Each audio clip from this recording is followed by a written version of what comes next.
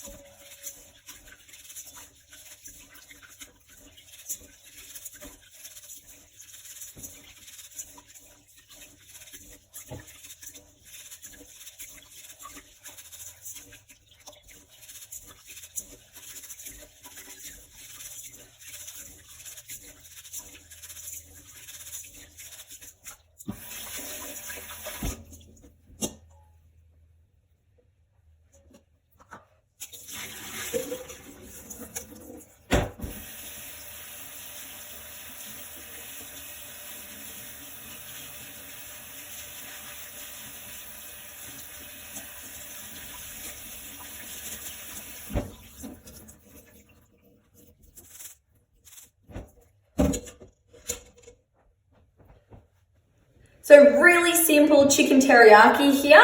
I've just got 1 chicken breast and I've cut this up into 6 pieces. I've got a pre-done marinade packet, 1 teaspoon of minced garlic. We're just gonna put it all in our bowl, stir it up and let it marinate for an hour or so the flavors can really get into that chicken and enhance it.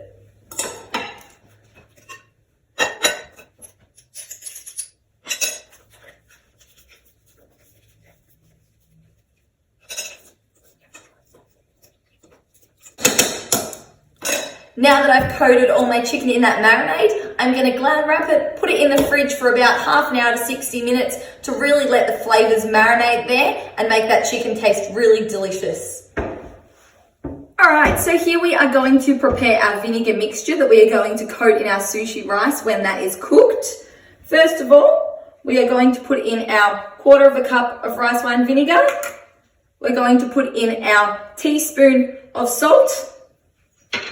And we're going to put our 2 tablespoons of caster sugar in. Now that we've got our sugar, salt and vinegar in here, I've just got this on a medium heat. We want to bring this to a simmer and we want to continuously stir it until our sugar and our salt has dissolved. You do not want to bring this to the boil and you definitely don't want to burn it. You'll be able to see when it's dissolved when there is no more sugar or salt granules in the bottom of your pot. Another way that you could do this is you could just put it in the microwave for about 30-second intervals. Keep stirring it until your sugar and salt is dissolved that way. Alright, as you can hopefully see there is no more granules left at the bottom, which means we're going to turn it off the heat and we're going to allow this to cool down to room temperature. While my rice is drying out, while my vinegar mixture is cooling, and while my chicken is marinating, I'm going to get onto preparing all the fillings for our sushi rolls. Here I've just got 1 carrot, 2 cucumbers, and an avocado. First of all, I'm going to peel the carrots and chop it up into small matchstick pieces.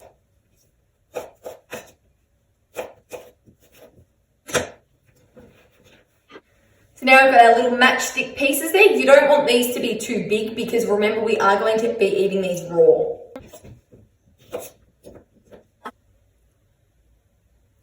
I now have my cucumber cut up into some nice long strips here.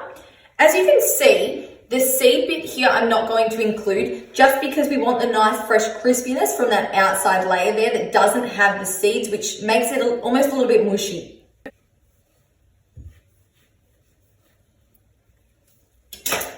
One thing that's really important is you should get parents to do this or guardians to do this for you, because there is a thing that doctors call avocado seed hand, which is where people try to scoop this out with their knife. What happens is it slips past the seed, goes straight through the finger there. So a lot of common injuries happen with people trying to scoop their avocado seeds out that way.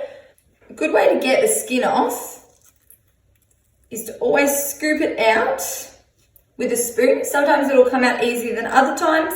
That doesn't matter. You can leave a little bit of flesh in there and you can always get it out later. That one has come out really well. No skin left on there and it's just popped straight out of there. Now we're going to cut this up into thin strips. There we go. That's all our vegetables ready to assemble for our sushi rolls. Now we have to cook our rice. What I've got here is I've got 1 pot. I've got 3 cups of cold water and I've got my 2 cups of sushi rice that has dried out now. I'm just going to turn this on.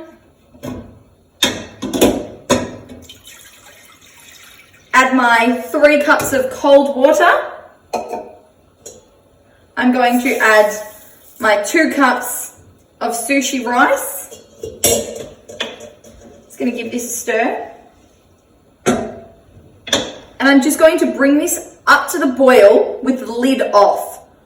Now that my water has come to a boil, I'm going to turn this one off, bring it to my smallest gas hob here, and turn this onto the lowest heat. I'm going to put the lid on and I'm going to cook it for 20 minutes. After the 20 minutes is done, I'm going to turn it off. However, I'm going to keep the lid on and let it steam for another 10 minutes. It is vital that during this next half an hour process, you do not lift the lid. The steam is what is going to help cook our rice. Cooking away.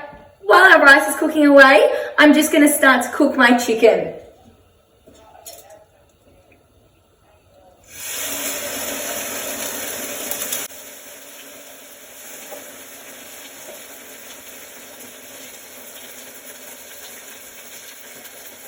Alright, so my chicken is cooked and my rice has been cooking for 20 minutes and steaming for 10 minutes. You can see here, hopefully, that it is cooked to perfection. Alright, so we've got our nicely cooked rice here. What we're going to be doing is we're going to be adding our vinegar mixture to the rice. We're going to be making sure that our rice is still slightly warm, and we're going to be adding our room temperature vinegar mixture to our rice. We're then going to stir it really softly. You don't want to be stirring vigorously because you're going to break up all that rice, and then there's a chance that it will go really gluggy. So we're just going to carefully, I'm going to do half now. Give it a good stir through. You want to coat all the rice in that delicious vinegar, sugar, salty mixture. So we're going to give it a really good stir. We're then going to add a second part here. All right, now that we've stirred that vinegar mixture through, we're just going to carefully put it onto a baking tray or something with a nice flat surface here, so then we can cool it down to roll our sushi. All right, so now it is time to start assembling our sushi rolls. We have everything ready here. Got our vegetables, some mayo, some hoisin sauce, and I've cut up our teriyaki chicken. Here is our bamboo sushi rolling mat. One tip that you can use when using these is you actually cover it in cling wrap. So some Glad wrap before using it. This just means that you won't need to wash it because these are really hard to wash because they are bamboo and they have all these fine lines in between them that food can get caught. When it comes to using our nori paper, there's one side that's rough. You probably can't see on this camera, but one side that's shiny. What you want to do is you want to place the shiny side down, so then when you roll it, that is the side that is seen. Also really important is to have a bowl of water. This rice is really sticky, so we want to make sure that we have damp hands when we are handling it so it doesn't stick to our hands. Get everything ready there. We're just going to do a thin layer. You don't want it to be too thick or it's going to be really hard to roll.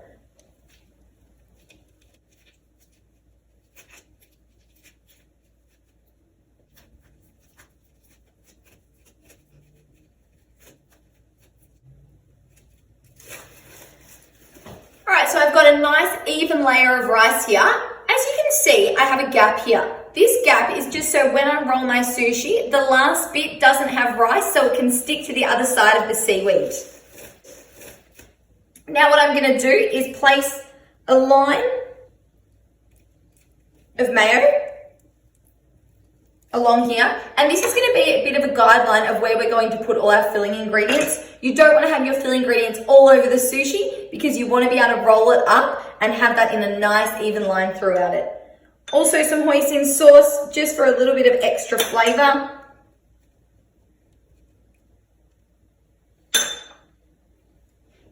Now, I have only made sushi once. I'm certainly not a sushi expert, so I am just giving it a go here. All right, now we're going to evenly put all our vegetable fillings down that line that we created with our mayo and our hoisin sauce. You don't want to overpack this because they're really hard to roll if they've got way too much filling in them.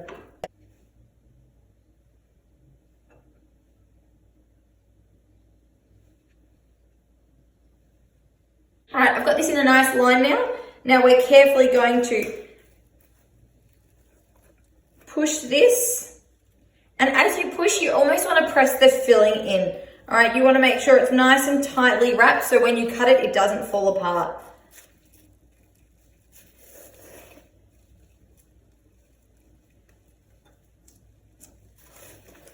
And then you tighten it with our wrapper.